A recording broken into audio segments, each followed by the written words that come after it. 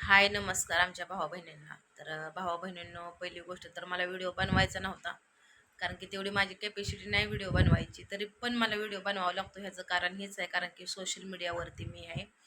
आणि सोशल मीडियावरती असल्यामुळं तुम्हाला सांगते, मी व्हिडिओ टाकते. जे काय मला होतंय, जे माझ्याबरोबर घडतंय, हे पण मी तुम्हाला सांगण्याचा प्रयत्न करत असते.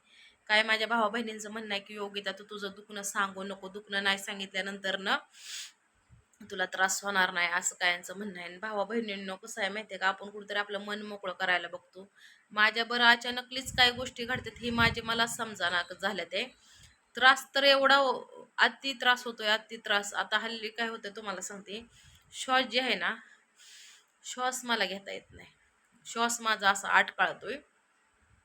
आज आली. आता कसं आहे माहिती आहे का भावा बहिणीनं, काय भावा बहिणींचं म्हणणं आहे की तुला ह्याचा परपंच चांगला चाललेला तुला हे बघू वाटा नाही, त्याचा परपंच चांगला चाललेला तुला बघू वाटा नाही, जी ती सुखाने खाते ती बघू वाटा नाही. तर भावा बहिणींनो, जी ती सुखाने खाते ती, जी ती सुखाने राहतात ना, त्यांचंच खरं आहे आणि त्यांनी तसंच केलं पाहिजे. प्रत्येक माणसाने सुखी आणि आनंदी राहिलं पाहिजे. तरच तुम्हाला सांगते, माझ्यासारख्या काही गोष्टी घडत नाहीत. आता माझ्याबरोबर काय झालंय भावा बहिणींनो, माझं मन एवढं हळवं आहे खरं सांगितलं तर भावा बहिणींनो. मी आता जी म्हणण्याचा उद्देश आल्यात की माझं रिपोर्ट नॉर्मल आहे, तर नॉर्मल आहे, तर ह्या रिपोर्टचे पण कारण सांगते भाऊ बहिणींनो.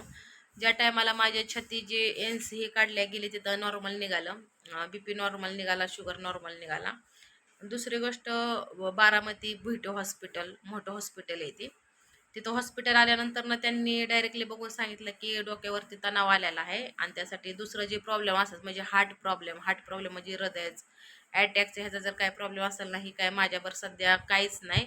हाय ही डोक्याचा प्रॉब्लेम आहे, म्हणजे मानसिक तणावाखाली माझं सध्या हे चालू आहे, कारण की मानसिक तणाव माझ्या डोक्यावरती झालेला आहे, असं डॉक्टरांचं म्हणणं आहे भावा बहिणींनो. आता बी मला असं श्वास घ्यायला त्रास होतो, माझ्या डोक्यात मुंग्या निघतात, माझ्या हातात मुंग्या निघतात. मी माझ्या माहेरावरनं मी आज इथं आलेले आहे भाऊ बहिणी. सासरे आमच्या सासूबाई आल्या होत्या, तुमचं दाजे होतं ती मला घेऊन आलं, आवी आलाय माझ्याकडे मला घालवायला. आवी इतक्या मैत्र्या हो काही माझ्या गोळ्या, ही नवरत्न तेलाच्या पुड्या, ही औषधं, श्वास घ्यायला येणार म्हणून ही कांडी, वडानंतर श्वास. आता बी मी दवाखान्यातच चालली भावा बहिणींनो. आता बी मला दवाखान्यातच घेऊन चालली ती, कारण की एवढा अति त्रास होतो की मी सांगू शकत नाही. आणि ही त्रास केवळ आणि केवळ फक्त मानसिक तणावाखाली येऊन झालेला आहे मला.